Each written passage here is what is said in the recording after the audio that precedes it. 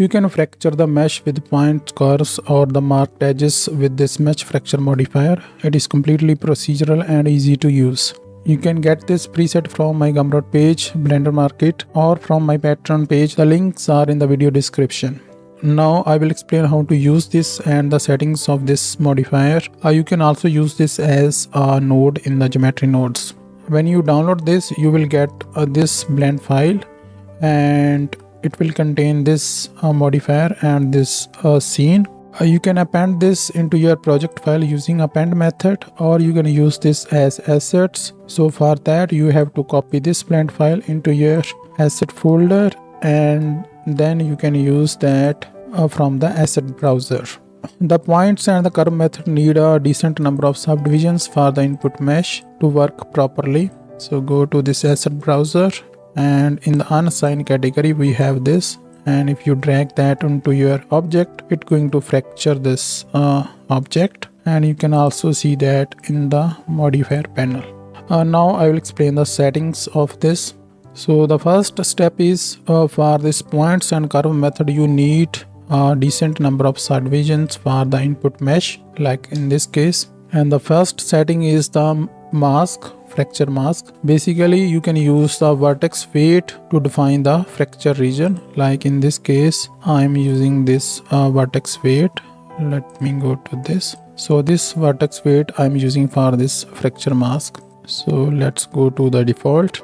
So after this, you have point and curve fracture method. So to use this, first you have to enable this, and from this option you can switch between the points and the curve method. These are the settings for the points method. You can change the seed, you can basically increase the density of the points, and you can also define the weight. So basically you can define the vertex weight to control the density. So in this case I am using this vertex weight, which is something like this. So you can use this to define the density of the points or the fine fracture for the mesh. After that, you have this curve option or the curve method for fracturing. So to use this, you have to enable this option, curve, and now you can use this. So you have to define the curve.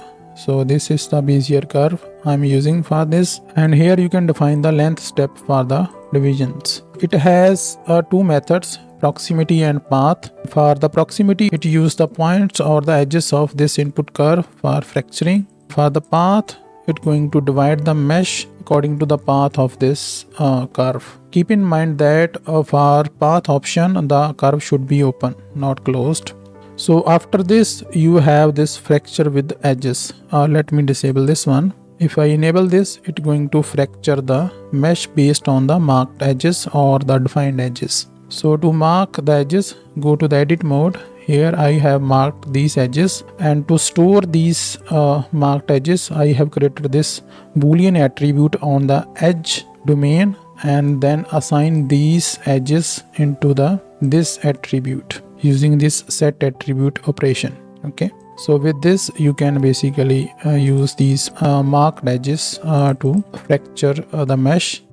This fracture with edges method is really powerful because it doesn't need a decent number of subdivisions for the input mesh. And second, you can easily define the cuts using this knife tool. Like for example, we define something like this, press this, and now we have this edge. Go to this mesh, set attribute, reset this, and we have these cuts for this. And there is another way to use this. Basically, let's create a curve or the cutter, and for this we're going to use the knife projection tool to cut the mesh. Go to the edit mode, select the whole mesh, and then shift select the cutter, and after that go to this mesh and then use this tool, knife project. It's going to cut the mesh. Now we have to select the boundary, go to select, then select loop, and then select boundary loop.